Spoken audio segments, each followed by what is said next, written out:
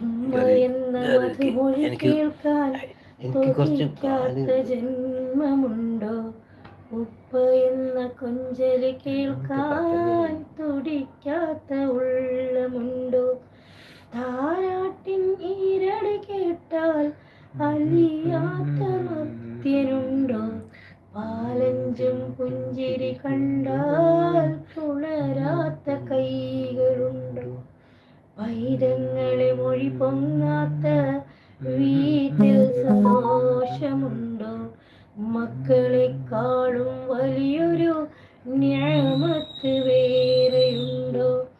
ഉമ്മ എന്ന മധുമൊഴി കേൾക്കാൻ ഇങ്ങനെ കാണും കൊതിക്കാത്ത ജന്മമുണ്ടോ?